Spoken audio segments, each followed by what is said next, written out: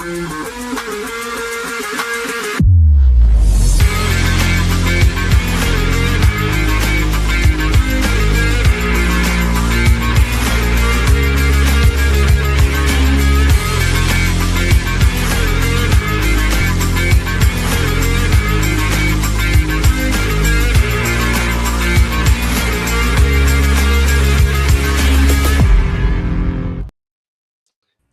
morning, everybody, whether you're on the East Coast, West Coast, or around the world. This is Coast to Coast.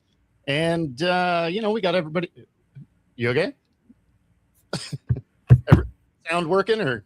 Oh, okay. There it goes. All of a sudden, it just came back. It was like, StreamYard's playing these games. Hey, the fun of being live. And congratulations. Seattle remembered yesterday how to play baseball. They did. It was a weird watch. I actually, when I first checked the score, I was thinking it was like the other day where they were reversed. So I click on it and I was like, oh, wow, they were doing work early. Having a 5-run first inning was not something I had on my bingo card. Certainly didn't have Cal going 3 home runs, 4 RBIs, maybe a year ago, but certainly not this year. Hey, you know what? Sometimes it takes you a few minutes to get going during the season. But like I said, what did I say when we got off yesterday? I said, for whatever reason, Seattle knows how to beat the Phillies in Seattle. And it's funny. Like I figured we'd snag one of the games just because we do play you well for whatever reason. I don't expect us to do a lot more of that, but I'll take it. Every little bit helps. Mariners probably watch the show. Well, I mean, I bury them worse than opposing fan bases, so I don't know if that's great.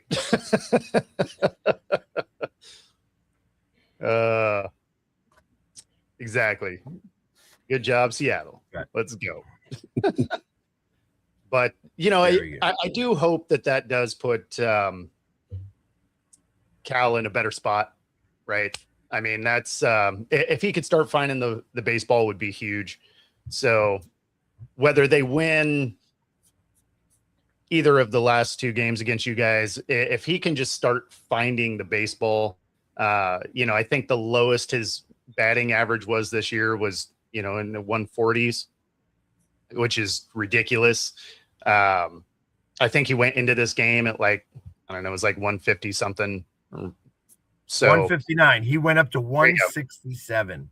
Woo, let's go. Like, wow. It's just like all of a sudden he just figured out how to hit the ball and 3 home runs. It was a good day for him. No, it was a phenomenal day. Right. And then the one at bat that he didn't go yard with was a walk. So, I mean, right. He got on base every time he went up to the plate. Like that's we haven't seen that. I don't know what he has been doing. Yeah, exactly. I mean, getting on base 4 times in that game was the same as what he's done over the last 10 games. So pretty amazing. So yeah, I'll take that as a win for sure. So we will have to see what happens moving forward here. You guys get Nola tonight, and Nola is also really good at letting up home runs. Yep. So who knows? Cal may break a record. He's already on pace now. If he hits 3 home runs tonight and 3 home runs tomorrow night, 9 home runs in a series, I'm sure would break a lot of records. Yes. Yeah, I'm not going to hold that breath. That one feels like a bet I'd stay away from. I bet the numbers are ridiculous, though. Yeah, you could probably. Yeah, that would probably be like $1 million to 1. Mm-hmm. Oh, yeah. Yeah, I'd pay off. You could just donate that money. You could just donate that money. But beyond baseball, we have some more important things to talk about. Oh, no, sir. No. We got some. We're going to stay right there and talk about the best baseball team in the world. Oh, my little league guys from Vegas, man, we killing it. Come on. Okay. My little league guys from Vegas. I believe we're in the semifinal in the Little League World Series now. Nice. Defending American Who are they going champions. up against? Pennsylvania, right? West. I don't know where they're doing the West and the East. Pennsylvania and New Jersey were both in it. And I don't know who won that game. It was starting to rain. It was close. And then I didn't get a chance to see it. So I'll have to. Midwest won their last game 6-0. So whoever that was against. But yeah, we're the defending American champions from last season. They lost to the Asian team last year in the championship, but going for back-to-back in the Americas. Gotcha. Well, I am I'm trying to find out. So yeah, let's figure out exactly where that is. Because like I said, I was trying to see. I know that it said it was Pennsylvania versus New Jersey, which is a big deal in my neighborhood. Like that's like how you want it, because they're both kind of Philadelphia teams. Okay. So and I don't know who won. It's not saying.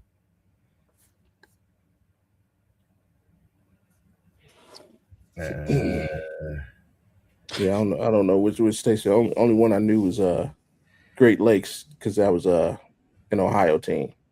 Wen says Alabama won. So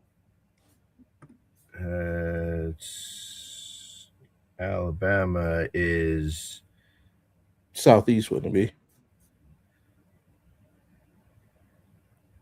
Yeah. It is fun to watch Little League World Series. Yeah. There's some kids out there who can slang it, man. Well, you're in the mountain, right? You're considered mountain. Yeah, Vegas is mountain. Okay. Yeah. So yeah, you guys won 5-0 and Midwest won 6-0. And actually it was the Metro versus the Mid-Atlantic. That was Jersey that won. Sounds right. And that was unfortunately it was like one of those situations, because I think it was rained. Rain stopped it, so they didn't get to finish the entire game. You Google man Dustin right now. There's times. There is times. Actually, and Google doesn't show it. Like you have to do a little bit more further down the line here for the league. They don't just show kids stuff. So you have to know where to look. And luckily I've done this before. Except is the little kid baseball guy. Yes, he is. Yes, he is. So next year, one of the bartenders at the bar right below me, his son is at that age, and they actually do have like this power squad that could do some damage next year for the Little League World Series. They play in that league.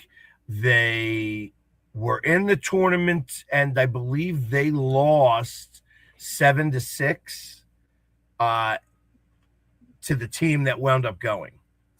So, and I mean, these kids are all like 10 years old and played really well. Like this was like the B squad because they usually want to put the seniors, and if you're 12 years old, you're playing on the A squad. So this was the B squad that was put into these tournaments and were winning games and almost made it to the Little League World Series at age 10. Like they would have been able to go back to back to the World Series had they made it this year and then going again next year, because most of them are still going to be under 12.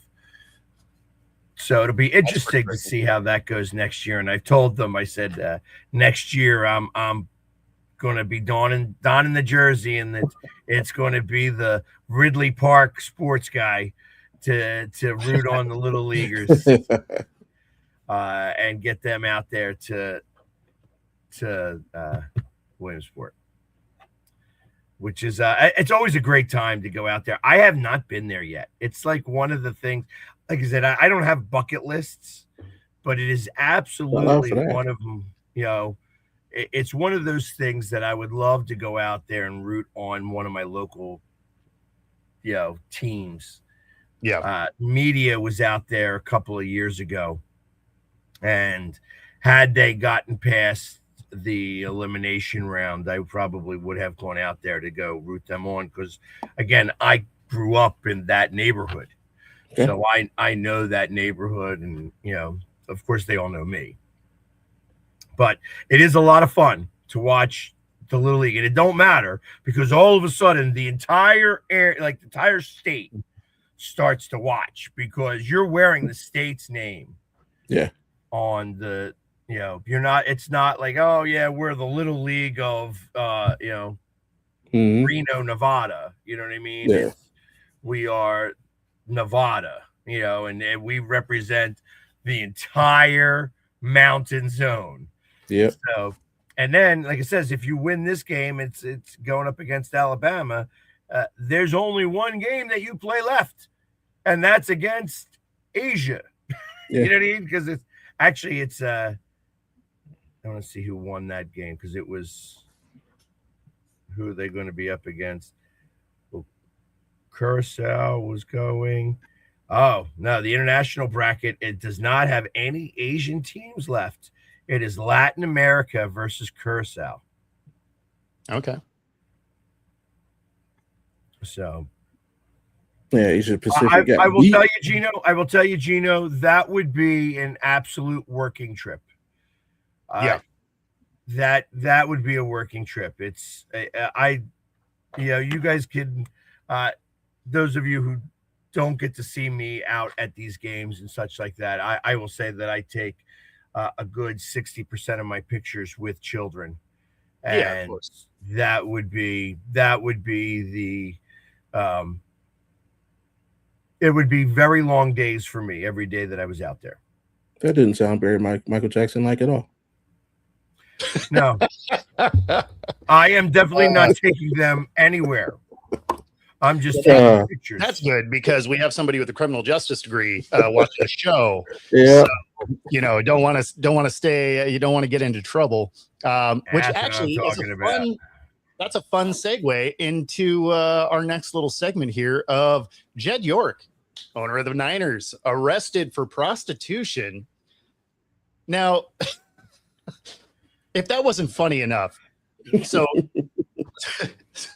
so he ends up getting doing this through his phone, right? Apparently there was a website to some degree, and he ends up in East Palestine, Ohio trailer park negotiating for sexual favors for $140. You're a billionaire that owns an NFL team, and you're looking for discount hookers, which is crazy. I feel like there's probably groupies that would have done that, but instead he gets arrested because it was a sting, and he pleads no contest to disorderly conduct and possession of criminal tools, which was later defined. Yeah, because that was my reaction. What does that even mean? So the criminal tool was his phone, because that's how he set the date up. So, man, how are you as a owner of an NFL franchise in a trailer park in East Palestine looking for $140 hooker? That's incredible. Again, this is where I have to say, not only that, but this trailer park was a sting operation. Yeah, that's what I'm saying. Yeah. I'm telling you, that's not the case. Somebody set this guy up. Sure. I mean, it would be similar to Kraft's rub and tug action. 100%. This is gamesmanship on such levels that we don't know. Makes me wonder, was it the owner of the Rams? Was it the Seahawks? Was it the Cardinals? You know what I mean? Like, who set this guy definitely up? the Cardinals. Or was it like the Bengals or the Browns? Right. I mean, in Ohio. See, and this was my thought, right? Like, there's groupies that know he has money. They would have done it for free. Like, yeah, take him on the boat. Right?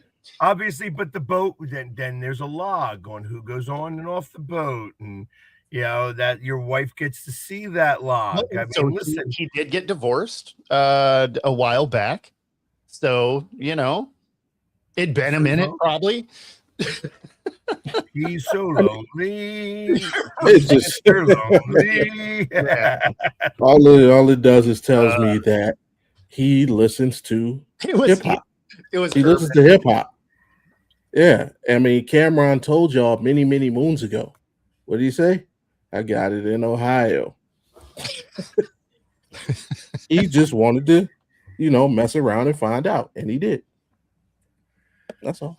Nah, it'll take longer than a day, but there will be some other dumb stuff that makes this get out of the public eye. But since this happened yesterday after our show, this was our first chance to talk about it, and hilarious. So very, very weird. That is very weird. That mugshot, that face. What is that face saying? He's like, I did it. Yeah, that face is absolutely saying, ouch, quit it. Like I cannot believe that I got caught. And you could tell that, even the sting operation wasn't taking this too seriously. His bond was $5,000. They're just like, it wasn't high end. No, that's what I'm saying. Like, why are you looking trailer park? $140 isn't even like grand prostitution. You know what I mean? It's like that's like petty prostitution. That is Aurora Avenue here in Seattle for like the worst one, probably. They still have underground that still does that stuff in Seattle over there. I know. It's not even underground, man. They're literally walking down that section of the highway. So can't even make that up. Like they're out there. Like if you going with the dash cam, you will literally see some. Yeah. Country of Chad. Yes. Man, or maybe, you know what? Maybe their contracts are so bad. That's all he could afford right now. He's just like, you know what? I need something. I got $140 on me. We're paying all these athletes so much money. I don't know, man. But all the same, as soon as this popped across my feed, I started laughing, and it just seemed like a great story for a Christian jazz station.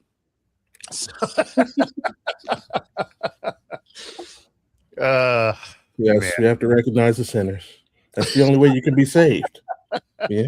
In order to be saved, you have to sin first. So, right. See, look at that. I guess sinning, she got the boat. That's the problem. She got the boat. He didn't get a new one yet. Nah. Well, and he didn't even get to do anything. See that? He's just like, man, come on. How did he make his money? I don't know, actually.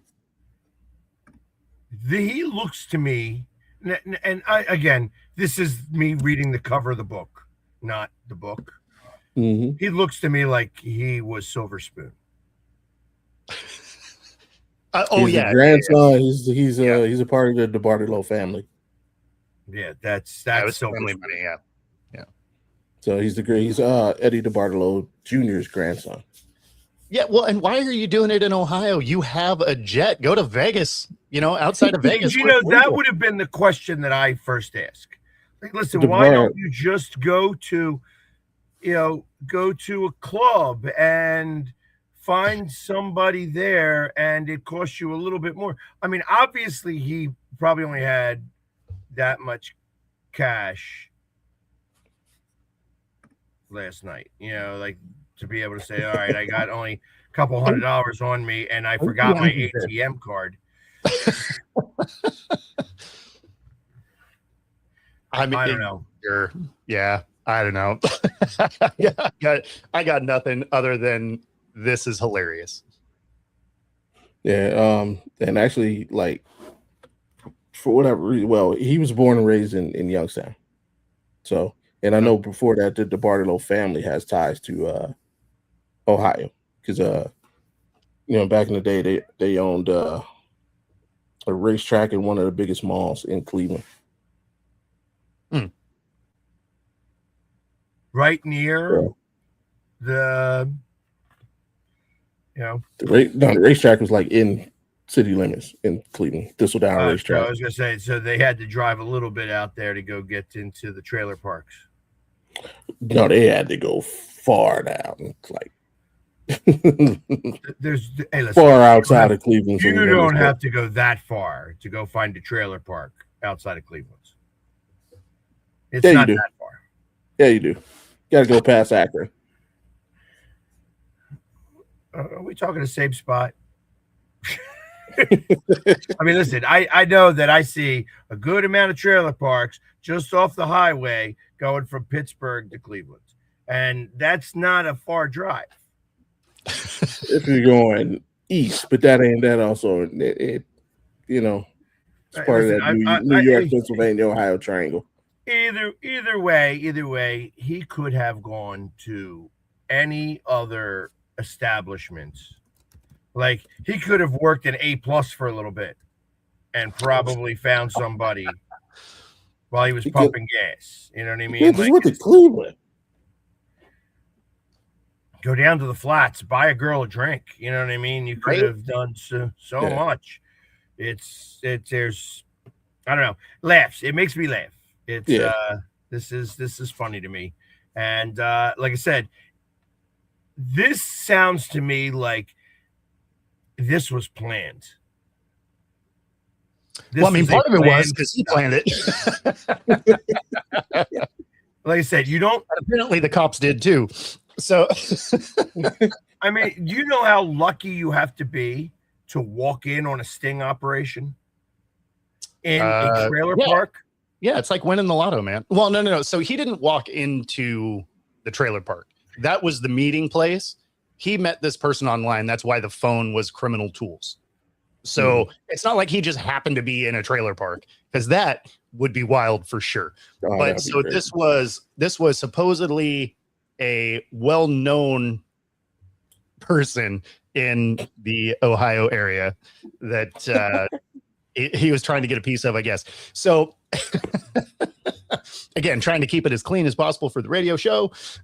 But it's hard. This one's hard. This one's tough, right? Like, because there's so much you want to say that you just can't. That's what she said.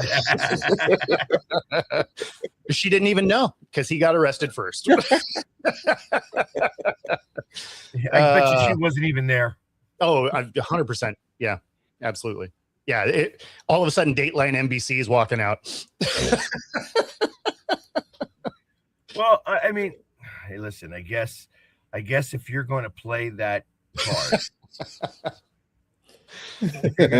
card, you want as high a profile and name as you possibly can to clear your debt. That's what this is. If it was a clearing of a debt by his friend. Yep. Yeah, exactly. Here comes Chris Hansen. Hey, how you doing? Have a seat. Dateline NBC. Man. So, anyways, there you go. And there you go. The 49ers have already thrown in the towel. I mean, but at least it's still clean. So, allegedly, yes. This is all alleged. Although he did plead no contest, so it does sound like it's kind of a slam dunk. But yeah, it depends on where they catch him.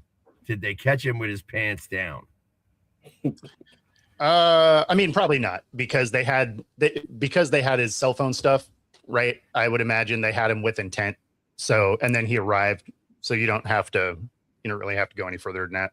Yeah, I was gonna say you do have to. I mean, I've watched enough television shows that you have to have the money on the dresser, and that constitutes a transaction. Unless you cash out her, then that's Yes. Well, then that's even more so. That's even more criminal intent. He's walking in with his Visa card. Where do I start? Anyway, funny story. Glad it's happening in my division. I'm less and less worried about the Niners all the time. Lots of injuries, including the coach. Lots of off the field noise. Just exactly what you want to see out of a division rival. But speaking of goofy, Cleveland Browns exist in the world too. So we're going to go ahead and stay in Ohio. And and you have an announcement of a quarterback. Yeah. Was it the guy you wanted? I don't care. I just want somebody to come in and play average football. I don't care if it's him. I don't care if it's Shador. Whoever can play it, because that's all I want at this point for this season. Like our defense is good enough to win some games. If we get average QB play, we can win 7-8 games and kind of be there then. If we get shitty quarterback play, we're going to win 5 or less games. Sorry, Christians. If we get crappy quarterback play, yeah, we're going to win between 5 or less games. So it is what it is. Yeah, I mean, if your goal is average quarterback play, then the Browns probably won't disappoint. No. I mean, that's why we've been crappy the past couple of seasons because we haven't had average quarterback. We've had terrible quarterback play. Yeah. And Deshaun has not been a part of that. So it's like, I don't know why everybody's PO. Like you're mad at a guy who hasn't played in 2 years for coming out and winning a competition.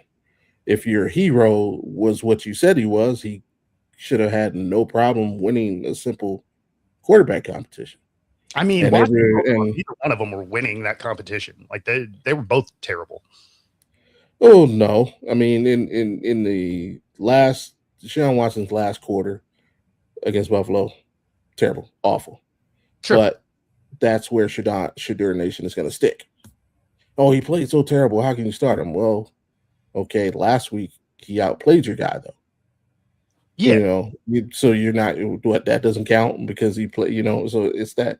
And apparently over the last month, he had been playing better. Of course, I mean, not like leaps and bounds, not Sean's better, we're winning the Super Bowl, but in this competition, he'd been winning it.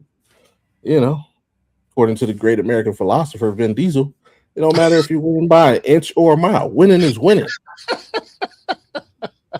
Like winning this competition is that cartoon image of there's a line and then everybody steps back and you're just standing there like, oh, I guess I won. But I know, step backwards. And I know the Shadurian army's going to come after me. I have, my relationship with them is whatever. Like you can't be honest with those people. So absolutely not. Absolutely not. But yeah, I don't care. Just give me, like, we have some new playmakers on the team who have shown me that they can at least be solid NFL players. I didn't say they'd be superstars, and they showed me they can be productive NFL players. Just get them the ball. That's your job. Get them the ball. Yeah, you can do that. We'll see what happens in the season. See, Kyler doesn't even agree with that. Last year, he said it's not his job to get him the ball. Kyler Murray is just, he's got his gamer clan. They're waiting. He's waiting for a GTA season. So yes, so he can turn it over to JJ. But yeah, I don't care. Give me whoever can give me average QB play. And our schedule is such like we got some winnable games. Oh, no question. Out of the gate. We open up at Jacksonville. I project us to win that game. We got week 2 at Tampa. I project us to lose that game because Tampa usually starts fast. Then week 3, our home opener against Carolina. That's a home game. You figure that's a winnable game. And then week 4 at Pittsburgh, or not at Pittsburgh. Pittsburgh comes to Cleveland. That's a Thursday night. Pittsburgh hasn't beaten us at home in 5 seasons. So out of the gate, man, there's a good chance for us to go 2-2. Okay. And we come out and do that. And Deshaun, again, just average QB play. Come on, give me 200 yards and a touchdown without a turnover. That's it. That's it. We have a potential. I mean, not potential. We have a solid running back. Give Quinshon Judkins the ball. Get the ball to Stanton out of the backfield. Simple. That was ruined as soon as you said don't turn over the ball. Don't turn it over 4 times. Oh, okay. All right. Turn it over once. Our defense can survive 1 turnover. But yeah, man, it's that's it, man. The job is simple, and hopefully Monken can coach again. Whoever, I don't care who's under center. If Monken can get what he needs out of them to win football games, I'm cool. And in 2027, we will see, what shakes out from whatever the season becomes. Yeah. I'm actually surprised they didn't bring somebody else in. No, that would have been an absolute disaster. I know. That's what I'm saying. We're talking about the same team, right?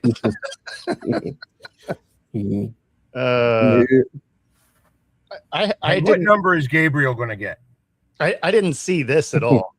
He's wearing number 6. He'll probably stick with it, which sucks because, and I mean, that thing was over. Remember, there's cut day, so there's going to be numbers available. But he'll probably stick with 6, which is only unfortunate because they gave him JOK's number, which is just a further indication that he'll probably never play football again, which is sad. And for those who don't know, that's Jeremiah Owusu-Koramoah, kid from Notre Dame. Mm-hmm. Promise he was having previous year was the best year of his career. He was trending upwards, being one of the better linebackers in the league, and then suffered a spinal injury. So he's been dealing with that the last 2 years, hasn't played, and again, it's looking like he probably won't play again. That's yeah. Well, and it's funny because Joe was saying they released him, but they're not going to release Shedeur. So I don't know where you saw that, but that definitely hasn't happened. Especially because Deshaun gets hurt. So you need your second guy, because even if he doesn't end up winning the quarterback competition as the year goes, right, Deshaun's probably going to get hurt and he's going to get his shot. So there's a good chance of that. He's not been healthy since he's been in Cleveland. I mean, Adam Schefter, I think he said this morning that essentially Deshaun's got 2 games, which first 2 games of the season, and you could see a switch. So, which, well, I don't buy it. Like I don't believe that's false. When they talked to Monken yesterday, though, he did say that he doesn't. This isn't like a week-to-week evaluation. Like he's trying to move forward with something. Yeah, which I also believe. I believe he's telling the truth. However, if Deshaun Watson comes in and throws 4 interceptions in 2 games and we get blown out of the water and we can't move the ball, sorry, kid, we got to move on. Like, again, he's Game Time 216, me and Big Mike, of course, we talking about it. It's Cleveland Sports Show, and we were talking about what we want out of the season. And this thing was like, I just want a competent looking football team.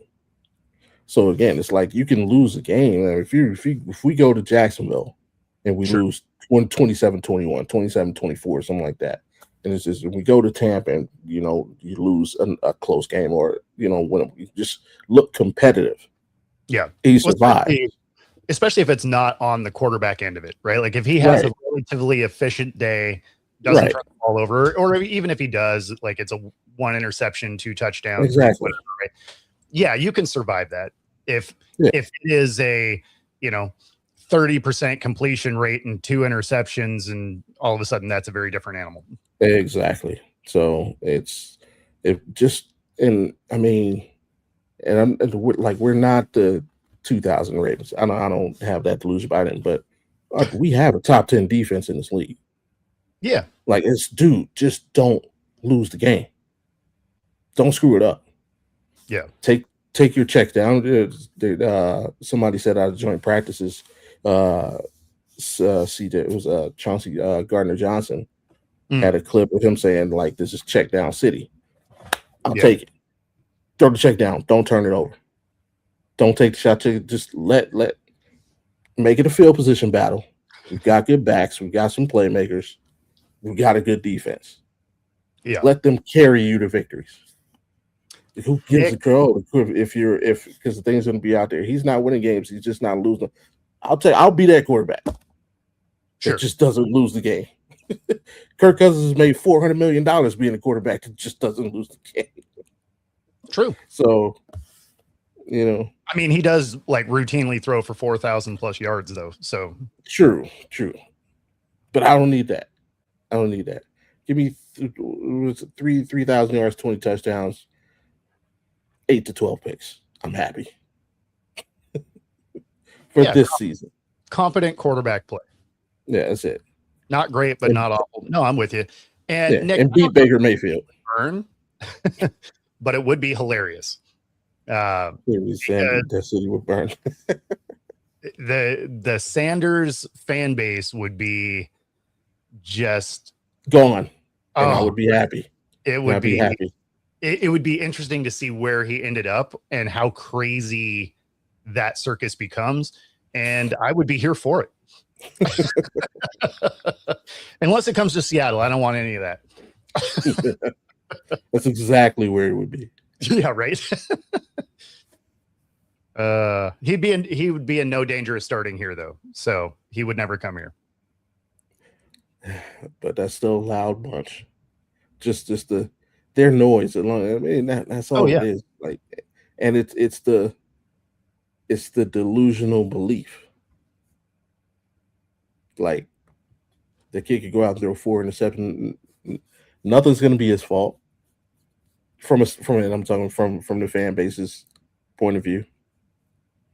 It's not that he doesn't like Sanders. No, I don't like or dislike Sanders. I mean, coming out, I didn't think coming out of that draft, my QB1 was Tyler Shuck. I thought the only reason he didn't go higher was because of his age and because he had the injury history. He didn't have a healthy college career. If he'd have been perfectly healthy, and let's say he'd have been a year younger because he was the oldest QB coming out, he would have been taking over Cam Ward. So he was my QB1. I wasn't a fan of Cam Ward. People that know me know I'm a fan of the Hurricanes. So I literally watched Cam Ward. I wasn't his biggest fan, and Shedeur was my QB3. But on the NFL level, I was not I didn't think he'd be a superstar. I thought he could be a competent QB, but I wouldn't have drafted him. It's funny in that draft, I had Shedeur as a 3rd round talent. Everybody was like, "Oh, he's a 1st rounder, whatever," and then he falls to the 5th. Honestly, watching him play, I was like, I thought he was going to be a 3rd round guy. I had him as a 1st rounder, like with what was available in the class. To put it like that, it was a weaker class. I'll give you that. Because the year before, nobody that went in the 1st round would have been a 1st rounder. Right. So I mean, he had a good college career. You can't take anything away from that.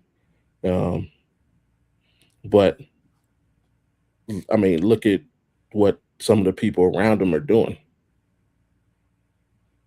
Travis Hunter hasn't been that guy that most people thought he was going to be. It's not like he had breakout talent at Colorado. He had the worst offensive line in the country. So it's not like, so what he did, I don't want to say he did on his own, but like for a college QB, he carried that weight pretty well.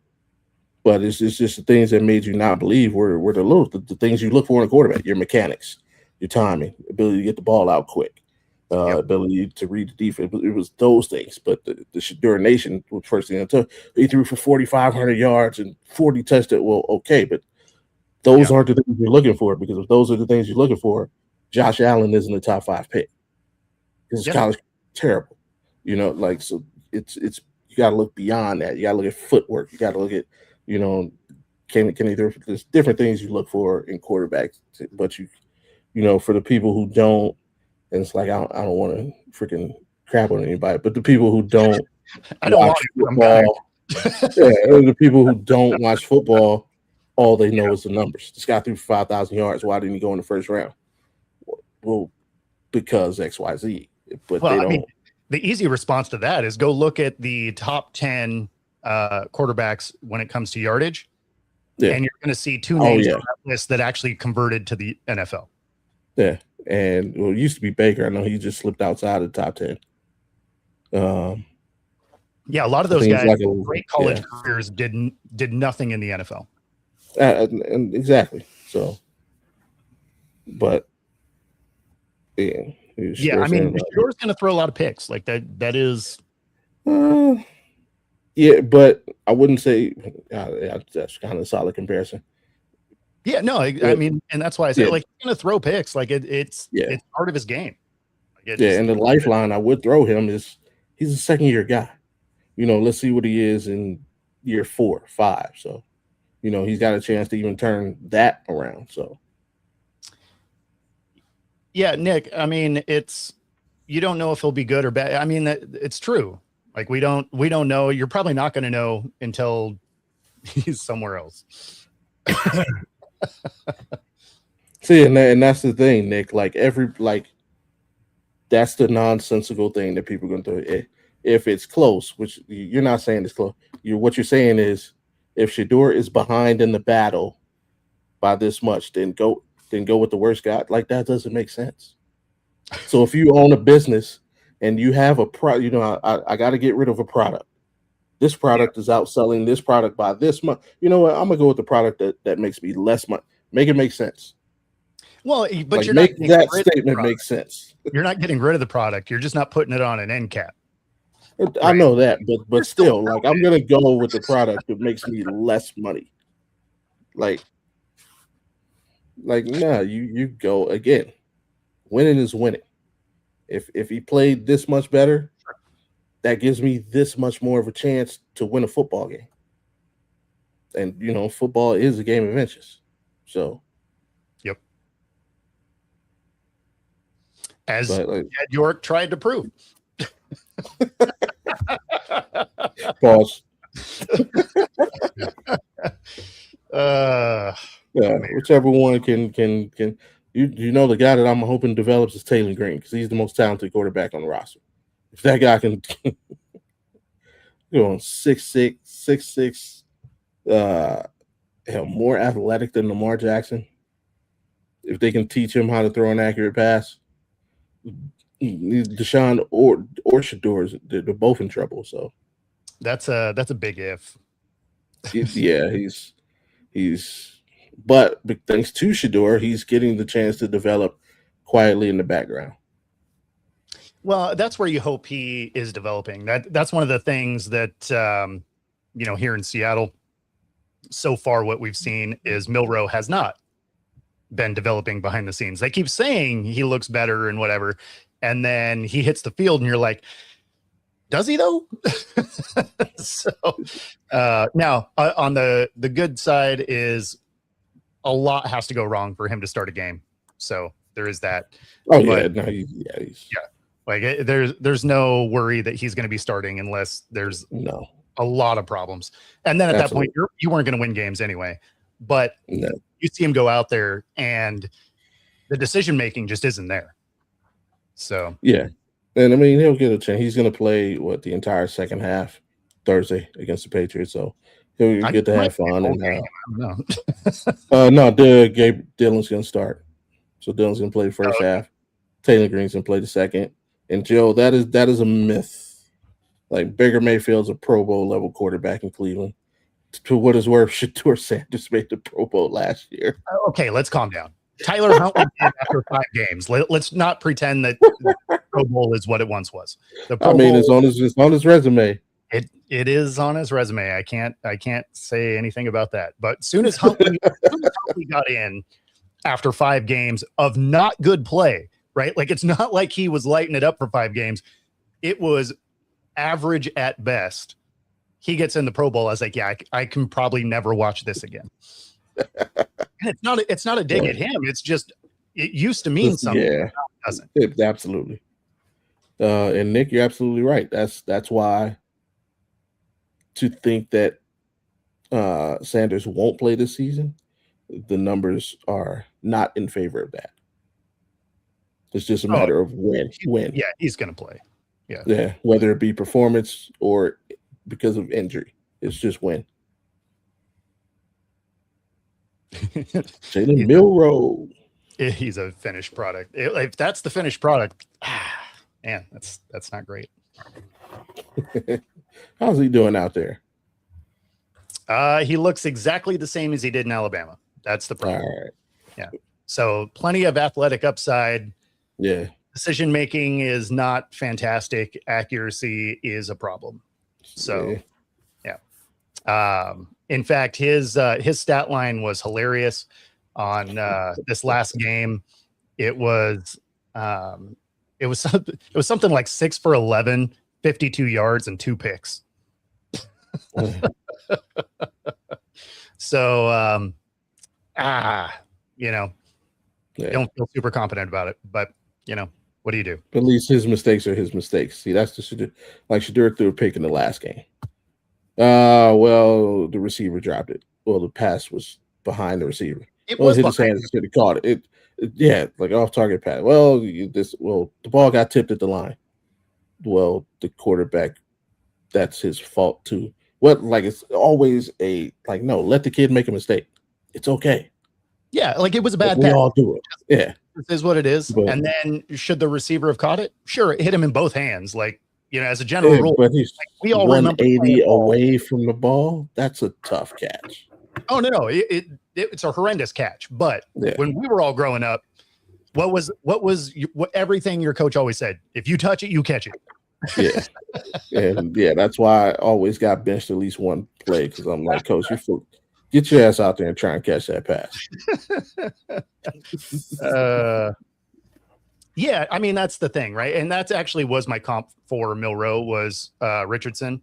And it's why I liked that he was coming to Seattle in that way is he was coming into a situation you wish you would have saw Anthony Richardson walk into, where he could have developed instead of being ran through the most ridiculous situation with the Colts. That being said, we're not seeing that progress, at least on game day. Who knows? Maybe in practice, it's everything that they're talking about. But I think that's more lip service than actual progression. So. Yep, absolutely right, Jeffrey. Absolutely right. It was behind him. It was not a good throw. No. At the same time, they tell you when it hits you in the hands, you got to catch it. Yeah.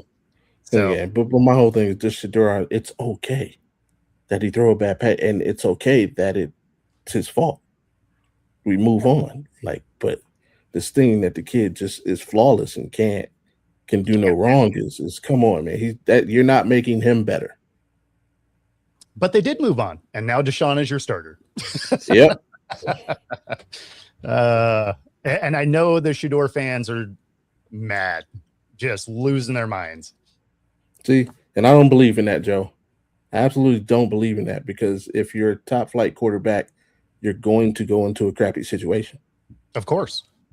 Unless you get extremely lucky, like Aaron Rodgers or like Jordan Love or or you're a mid to late round pick. But if you're a top flight quarterback in your class, 9 times out of 10, you're going to a crappy situation. Yeah, the only thing that I will say to that is the team you're going to absolutely is going to be bad, right? Unless you just happen to have somebody else's pick or something. Right.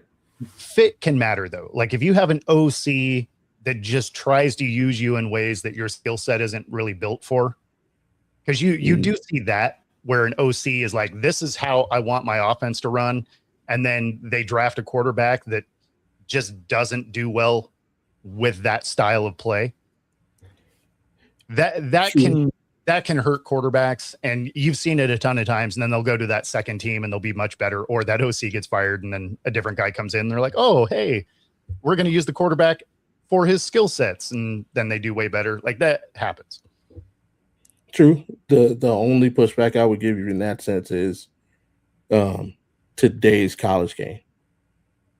Every college play is so similar, and it's all spread, and it's like most QBs are going to spend at least 3 to 4 seasons playing under a particular system that's completely different from what they're going to play in the NFL. So it's almost like every college QB is coming in on the same, like, they're coming from this off. Even Mendoza, like he's not going to do anything with the Raiders that he did in Indiana, and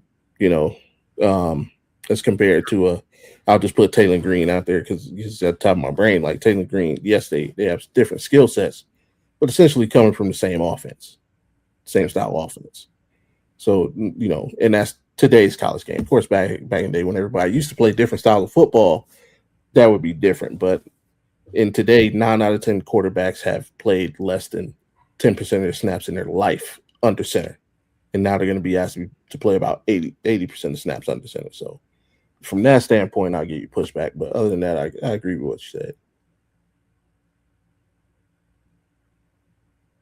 What's happening over there, Pegs? Easy lifting day for me. Right? Just walk.